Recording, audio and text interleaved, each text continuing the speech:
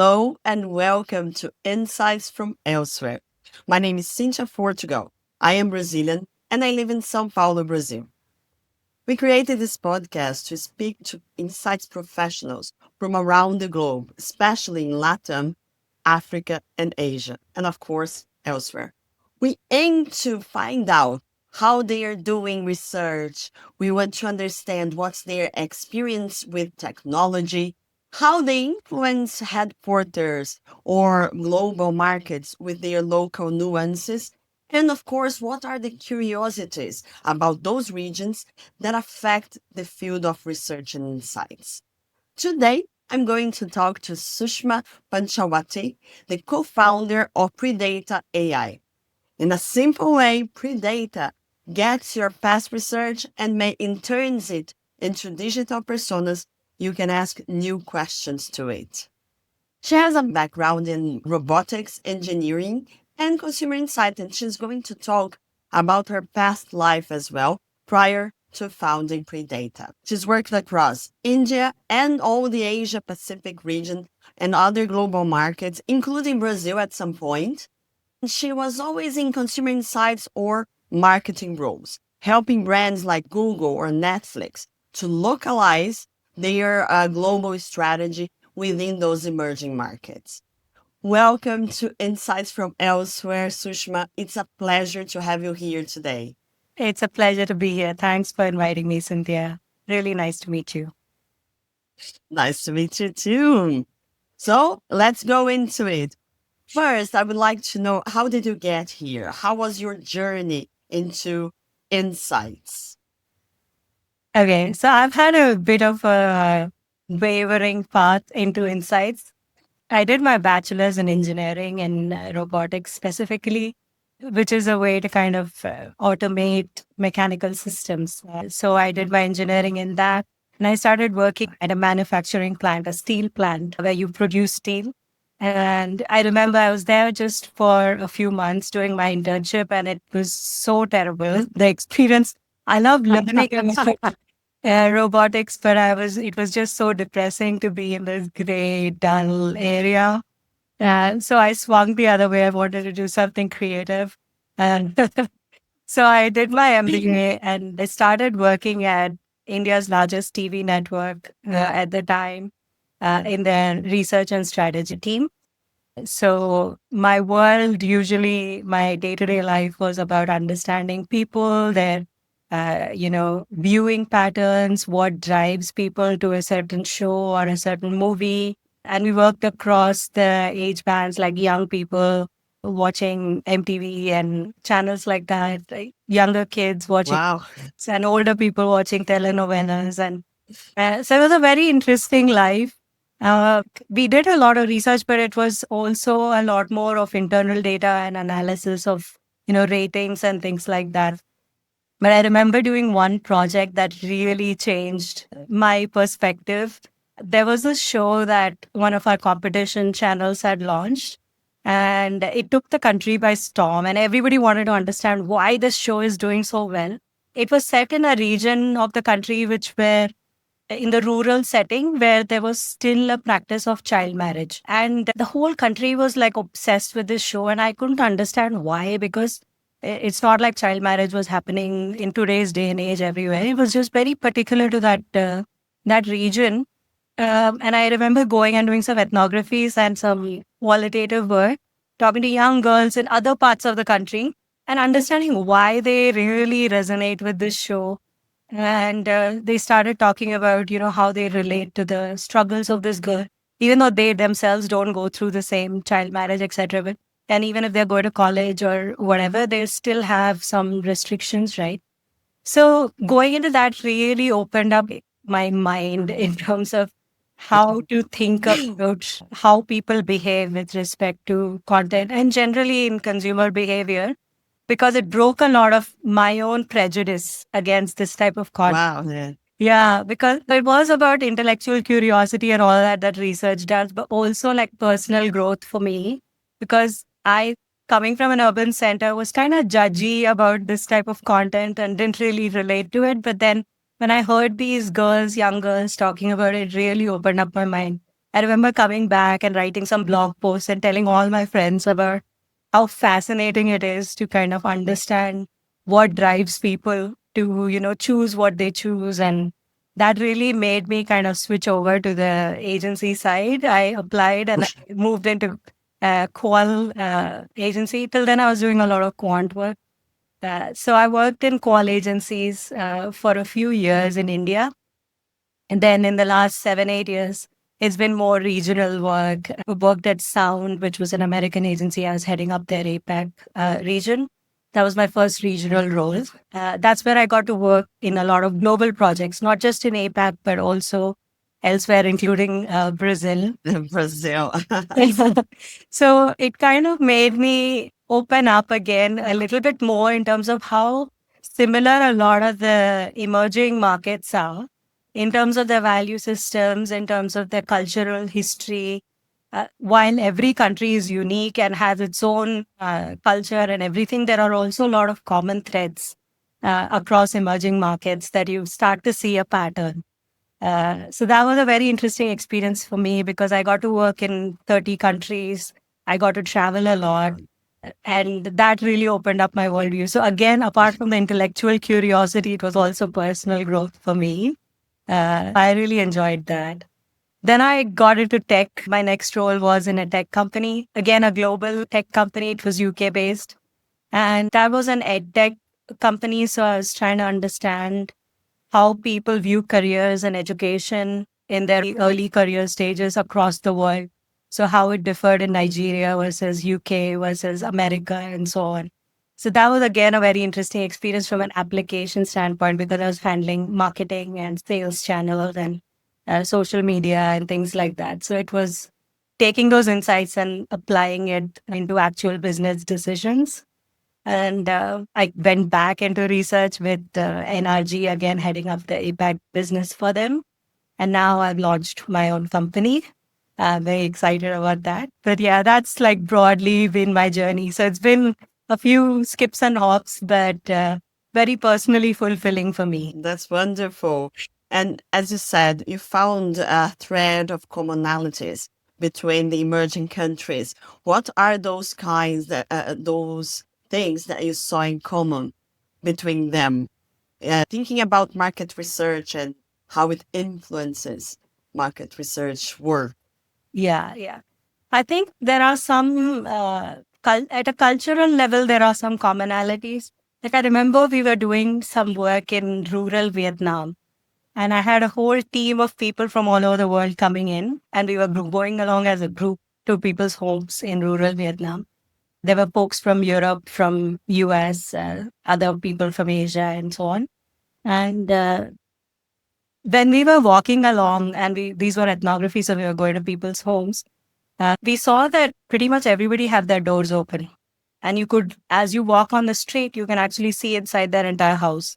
For me, that was not at all surprising because that's common in it is for some of us, it was very understandable because social cultures, they evolve like this.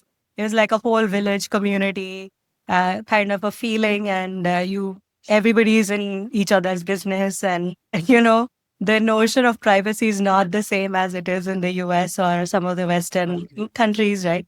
So things like this, which are kind of quite familiar, but yet different because it's a different country. That's one example. Another example is I was doing some work for a tech client, again, a global project. So it had Kenya, India, Brazil, Germany, and the US. And the topic was about understanding how people think about their tech privacy. Um, so Yes. when we were doing this work, we saw commonalities between how Brazil, Kenya, and India were, and how that was very different from US and Germany. Uh, Essentially, I guess it would seem quite obvious, but people in Germany and US were far more concerned about their digital privacy and like things like that, whereas people in the other three markets were still very excited about tech and they were not really limiting their usage or really especially concerned about privacy beyond like the basic, not getting scammed kind of things, but they weren't as actively thinking about privacy and security. So I remember having this long discussion with my colleagues from the US and also the client who was based in Silicon Valley. Yeah. They were kind of going to this hypothesis that this behavior is reflective of an idea that Germany and US are more progressive and they have more exposure. And that's why they're more concerned about privacy. And if you look at it like that, the assumption would be that if Brazil, Kenya, and India get more progressive and more exposure, they would also go in the same direction. Yeah. And I was like, but that's not necessarily true at all because they may not go in that direction. Because if you look at privacy as a concept, as a theme, beyond just tech, it is very different in these markets, right? Just like my Vietnam example with open doors. Of These are course. social cultures. They like, socializing online and offline. So privacy is not their primary concern. And this has real implications on how you would, as a business, plan for this, right? If you assume that all the countries are going to go the Germany way, you would create products and policies that are based on that assumption, which may not actually play out in these markets. Yeah. Wow, yeah, that's true. I remember when I went to work in UK first time, and Brazilians touch people. And if we don't touch people when you were talking to them, it's kind of rude sometimes. And I would touch people in the office. And so first week in the office, my boss called me and said, "Look, you need to stop touching people. You are making everyone in this office very uncomfortable." And I was like, "Why? When?" I had to walk with my hands on my back for a couple of weeks, so I got used not to touch. But yeah, it's you think it's the same, but it's completely different, right? Yeah, yeah. And what are because you were talking a bit about like, okay, if US and Germany will guide the ways you develop the new digital products, it will be very different from the need states that we have in other countries, the emerging countries.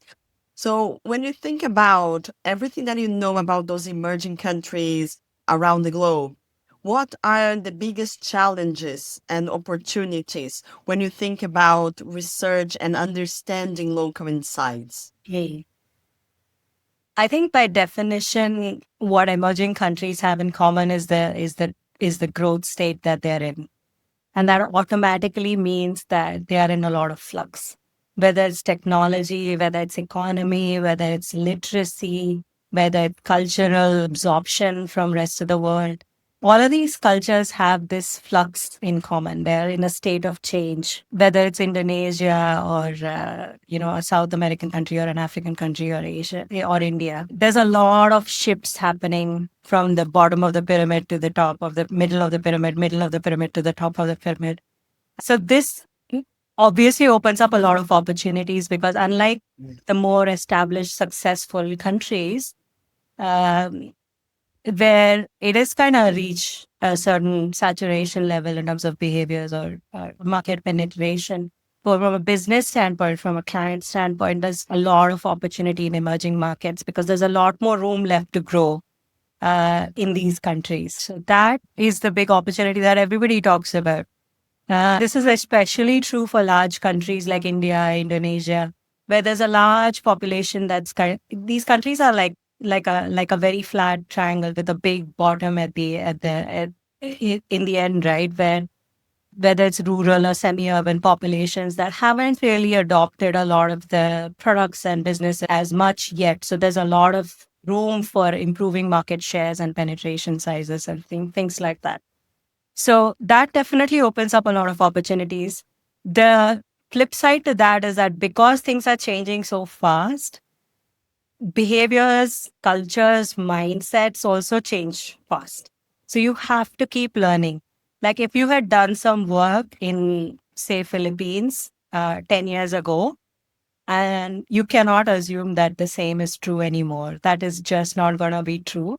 I think it's true that what I'm saying about pace of change is true for all of the markets across the world, but it's especially true for emerging markets, especially because of the rate of adoption and the growth that happens, because there's a lot of leapfrogs that happen in technology, and a lot of fundamental shifts that have happened because of these changes. Yeah, I think that's really good. I see this in Brazil as well. At the same time, you living in India, you had to do research in several other markets. And you faced some challenges for sure about when doing research in markets that you didn't know. Do you have any good stories? Oh, absolutely. I have many. First of all, I have to give you an idea of my training in terms of working in India, right? India is a slightly unique market in the sense that there are so many languages and cultures that you kind of grow up as a researcher trying to do research in other languages by nature, just because it's so. Yeah. So it's like the parallel I always draw is that it's like thinking about the continent of Europe. And if that was one country, that's how India is. Because every state has a different language, every state has a different culture. They've all been part of different empires. They've had different levels of war and uncertainty and stability. The cultural values are different sometimes. How you approach education, fundamental levels, how you approach money, how you approach education can be very different. So it's like I grew up in this multicultural landscape and doing research in this landscape. So that I think inherently gave me a bit of an advantage in trying to translate that into the rest of the world, because I was able to kind of take some of those skills with me. In terms of challenges, I would say, as basic as that sounds, it's the power of my passport that became a bit of a challenge at one point. Like, because sometimes it happens, right, where you have to ad hoc travel somewhere. Like, if you told me next week you have to be in Japan, it is a little bit harder for me with my passport to make that happen. Oh, really? Yeah, I but didn't know that. yeah, there are so many countries that you have to apply for visa that things take time. So that is a bit of a logistical challenge. And I remember my American colleagues were quite surprised at how difficult I had it compared to them. This is true for a lot of other emerging markets also, I'm sure, other countries, Yes. right? So, uh, but I think luckily I've been privileged. I've had a chance to travel quite a bit. So even if I was doing a survey-based quantitative research, if I've been to a country, I've got a feel of that country, I've got a bit of an understanding. I can benchmark it in my own mind in terms of how it might be similar to another place I've been to, etc. It gives me a lot of perspective on how to interpret those findings and actually draw some insight from it. Um, but yeah, like I said, I got to travel quite a bit, so it didn't really stop me. But yeah, the passport is definitely the number one barrier. I can relate to that. I have a Brazilian passport. Yeah, that's amazing. Now going to the field of technology. Yeah. Before being a founder of technology, what was your experience with the tools and platforms for research and insights and how they worked in those emerging countries? Yeah. I think one thing I mentioned before is that a lot of these countries in Asia, and also I'm sure the rest of the world, they're quite diverse. And when you're trying to do a countrywide study, like I was always fascinated when I started doing work in the US, they would often have GenPop as a sample. And I was so amazed because it would never work in a country like India or Indonesia or any of the other emerging markets. If you did Gen Pop, you'd get like two opposite ends of the spectrum. They'll cancel each other out and you'd get like an averaged out result. That doesn't mean It anything. doesn't mean An anything. average that doesn't mean. You have to be very specific and intentional about how you design the sample and how you kind of represent your target audience segment. Especially if you look at countries like India, China, uh, Indonesia, like I said, where there's a lot of population, but not all of it is your target audience. For a lot of brands, for example, in India, the top 100 million households is who they are talking to. Out of the 1.4 billion people, there's more than a billion people who are not your target audience. So if you did Gen Pop, it would be kind of like not at all useful, right? No. So with technology, I think what happened is screening and targeting becomes a lot easier. And you're also able to kind of go a bit wider in terms of representation, right? Whether it's qual or quant. Online qual, quant really opened up a lot of these avenues, being able to kind of get people from different regions. Like I said, these countries are very diverse. Somebody living in Bali in Indonesia is very different than somebody who lives in Jakarta. They have different lifestyles, they have different value systems, they have different exposure levels, and so on. So, having that ability to go wide and get a varied perspective is very helpful. So, online quant, which have been there for a while, really helpful. Some of the tools, other tools that are very interesting and useful in other countries are not so helpful in some of these markets. Like if you take social listening data, by nature, it was not useful 10 years ago because only, again, that 100 million at the top would be the ones accessing online devices. They would be able to kind of communicate online and so on. So if you were scraping data online, then you're only getting representation of that top portion. That has obviously changed now quite a bit with the internet penetration. So again, going back to the idea that these countries are in a state of flux. So what didn't work 10 years ago works better now because there's a bigger population that is online. So now it's a little bit more useful than it was 10 years ago when it Yeah. first came into play. The other thing I noticed is common across a lot of these countries is that from a sociology culture standpoint, a lot of these cultures are oral cultures. History, rituals, and etc. have been passed down orally through stories, poems, songs. This is true for Africa. This is true for India. They're not written cultures, right? Yes. So, because of that, when you engage with people and you're trying to understand their story, if you use technology in a way that kind of leans more into audio visual, where they're talking into their phone or they're recording themselves or taking pictures, that works much better than typing into a form or like a qual board or online survey or whatever. Right? So these kind of technological advancements that have happened, even using just WhatsApp, you don't even need any fancy tech. I realized that instead of using platforms that are designed specifically for market research, there are tons of them where you can Yeah. record and talk.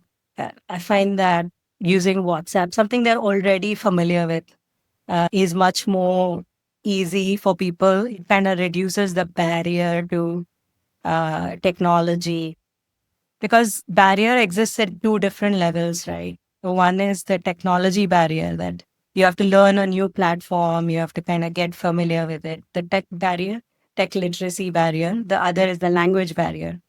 A lot of these tools are in English. Not necessarily everybody speaks it. In India, it's a little bit easier.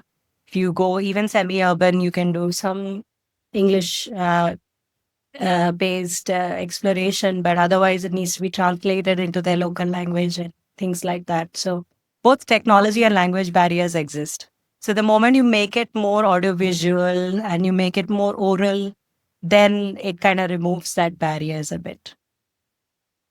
That's good. Yeah. Now, thinking about AI specifically, because we can't quite separate now the advances in market research technology and AI, right?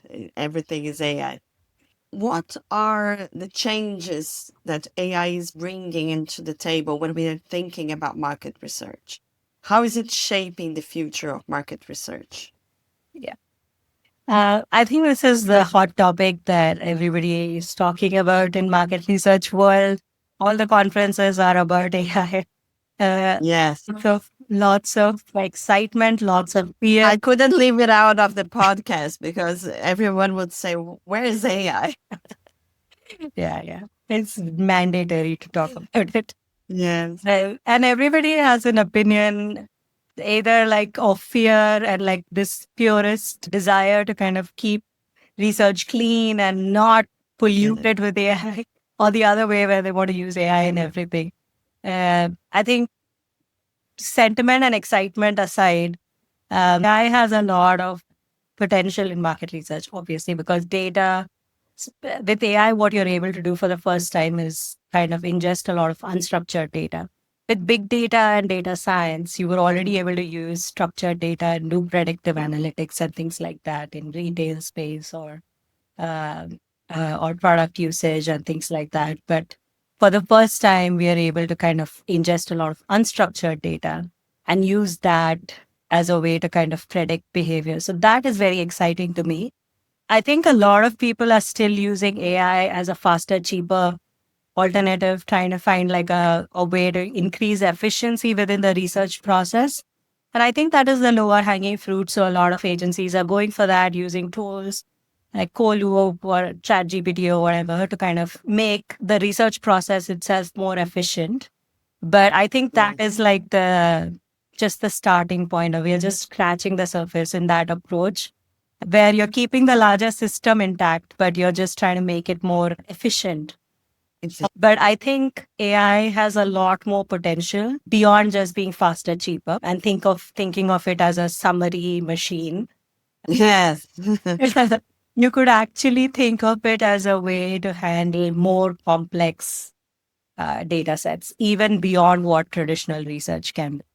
So I guess the main perspective is that instead of looking at it as a more efficient or cheaper, faster way of doing what we were always doing, where it kind of becomes like a oh, this can be good enough and it can do what humans were able to do, where it's trying to kind of catch up to that human process. I think the perspective that I have is that it can actually be a lot more than that, and it can actually break the boundaries of traditional research, which was limited in its way because human beings are limited in how much time I can. I have only so much memory and so much energy. I can only talk to you for 2 hours. Beyond that, I will start giving you nonsense answers. I can fudge my way on the surveys and give you the big say do gap. There are a lot of issues with traditional research, which I think some of which I think, can be broken by AI. If we think of it more as a complex system rather than just an efficient system. It's interesting. But thinking about the most famous AI tools and large language models, what would be the pitfalls of using them for research or for understanding consumers in those multicultural contexts of emerging markets, for example? So, yeah, that's a very good question. And I think that LLMs by nature are they have a Western bias because of the base data on which they were trained. They were trained on English content fundamentally. They were trained on, and English content in large parts have been created in certain countries, Western countries, right? So there is an inherent bias in these LLMs. There have been a lot of papers written about it. There people have experimented trying to give it some prompts in Arabic and some of the other languages and seeing how the LLMs respond.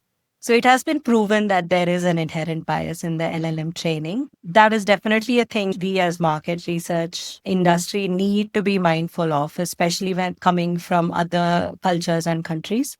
And the way to overcome it is through tuning and actually using a lot of contextual layering on top of these base LLM models. The way we are doing it at Predata is through training our digital twins on a lot of specific individual data points that pertain to that particular consumer. Like if you are somebody who's selling acne solutions in Jakarta, you don't necessarily want to hear an American perspective on it because it's not relevant, right? It's just like how we do sampling for market research. I think it's the same philosophy that you would have to train your model on contextual data, whether it's at a market level, at a cultural level, at an emerging versus developing market level. Uh, Having that contextualization, training it on that, there is a way to kind of overcome the bias that LLMs inherently carry. That's definitely one pitfall. The other, I would say, is over relying on LLMs to be a summary machine. I think that we know this for a fact that whoever has used ChatGPT would know this. LLMs have an inherent need to please you as the user. Yes. So they will give you a rush to conclude the story, and they rush to kind of give you the answer that you want to hear. So we have to kind of train these models to kind of sit with contradiction, because human nature by nature is contradictory. It is complex. People will say something, do something else. Like, people are complex, right? Which is why our industry exists. So we have to train AI to be okay with complexity and not rush to summarize. This is the problem I have with these summary tools, because they kind of cut all the things that don't match the main idea and just give you like a broad. So that's definitely another pitfall when it comes to analysis. It's like when you're training someone new to your team and you say, if you're in a meeting and someone asks a question and you don't know the answer, you don't need to make it up. Say that you're going to think about and you're going to come back with an answer. Correct. So I think we need to train AI to do that. Yeah, absolutely. There is a TED Is talk that by Chimamanda Adichie. It's a bit old now. For those who don't know, she's a Nigerian American author. And she talks about this, not in the context of AI, but I think it's very relevant to the question you asked. She talks about the dangers of a single story. And she was talking about it from the point of view of how, when she first went to the US, a lot of people had a single story of what Africa is in oh, America, and it was that of poverty and mm, lack of basic necessities and things like that. And she was referring, and it's not out of malice, right? It's just the inherent soft power that a lot yes. of countries have. Somebody sitting in Nairobi would know a lot more about America than Americans would know about what it's like to live in Jakarta or Nairobi or Mumbai. So LLMs will have the same issue. They will try. There will be a single story pitfall. The only way to kind of overcome it is to have the human in the loop, to do that training, to do the tuning, to do the QA, making sure that we don't lose the complexity of research and the contextual understanding of cultures and people.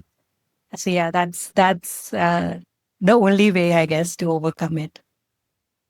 Is that why you decided to like build your own tool, your own platform? Absolutely, that's right. Because when I saw last year, I was still in my earlier job at that time, that synthetic data was coming up, and all these personas were being built on publicly available data. I was like, how can that possibly be reflective of somebody sitting in other countries? So again, I'm coming at it from a elsewhere standpoint. Uh, so that's what I thought, that, if you want to bring high context into these personas, you have to train it. You have to tune it into into that particular mindset, into that particular market. Uh, you don't want to hear a random persona's point of view on how they treat acne. If your target audience is somebody who's sitting in Jakarta, you want that person's point of view on how they treat acne. So I think it's really important to put yourself, to give the system a chance to have that highly contextual background of who they are, what are their values, what are their motivations, what is the macro level trends, what is the kind of social media themes they're surrounded by, what are their influencers saying about acne in Jakarta, not in the world. What are their purchase behavior patterns? Both qual and quant context, really bringing in the focus on that particular target persona rather than general worldwide view, which has a Western bias. Yeah, it's a lot of work for the AI tools to catch up, right?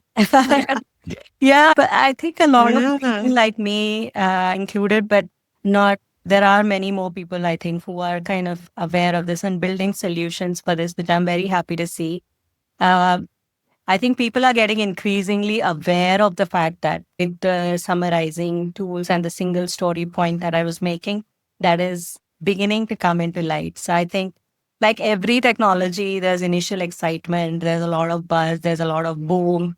And then suddenly people kind of start to kind of adjust it, refine it, and start adapting it to their particular application layer. So this, we have to wait and create application layer. Like how do we take that LLM general intelligence and adapt it to market research and not just take it and and put it in this system. It has to be adapted. It has to be tuned. Wow, I could talk for hours, Sushma. It's amazing, but we are getting to an end here. Now, some really rapid fire questions. What is your favorite research methodology? Can be offline, online, old, new, up to you. Ethnographies. Nothing beats ethnographies in my mind. But even if you're a quant researcher, go and do some ethnographies. Even if you're building an Yeah, AI tool, go and do ethnography. that's wonderful. Yes, I love them. Really. And what is the most exciting trend in market research today? Okay. So for me, the most exciting trend is having the ability to break the market research process and build something bigger with AI and tech in general and have like more contextual understanding, more complexity, more contradictions, more authenticity about understanding human beings. I think that is totally possible now with AI. With a lot of innovation that's happening in this space. That's what is most exciting to me. Cool. And finally, what is your advice for someone that is starting their career in market research and insights today? Okay, so more than skills, technical abilities, I would say the biggest make or break for market research is your ability to put yourself in somebody else's shoes. Whether you're doing quant, tech research, whatever it is, if you're able to understand people at that from an open perspective, if you're able to kind of uh, be ready to be challenged about your own beliefs and systems, and you take in this idea that there are people and cultures that are different from yours, and that's okay. It's not good or better or worse or whatever. You just have to be open and like absorb like a sponge in of what it takes to be a human being today. I think that would be my advice. That's wonderful. Well, Sushma, thank you so much for your time, for all your stories. Amazing to learn more about India and the Asia Pacific region. It's really something to understand. I've been amazed in all interviews I'm doing at this podcast on the different stories and applications of research and technology. It's amazing. So thank you so much for your time. And thank you everyone for listening to this episode of Insights from Elsewhere podcast. As I said, we aim to understand what's going on in the world of research and insights beyond the big markets of UK and Western Europe and US and North America. So if you have good stories or know someone that has good stories to tell, just send us a note and contact us. We are happy to have you as a guest. And today we talked to Sushma Panchawati. She's the co-founder of Predata.ai and she lives in India. And she talks about her amazing experience doing research in emerging markets, about the contextual complexity of those regions when applying research, how to use technology to reshape the way we do research and not just make it faster and cheaper. I love this and her journey into building her own company, her own business. So it's been great. Thank you so much, Sushma. And please stay tuned to Insight Platforms if you want to learn weekly what everything that goes on the research world and new webinars, podcasts, events that we have. Just subscribe to Insight Platforms and the Research Tools Radar, where you can get like the news of the ResTech world weekly directly into your email. Thank you for listening and see you in the next episode. Thanks, Sushma. Thanks, Cynthia. It's been a pleasure.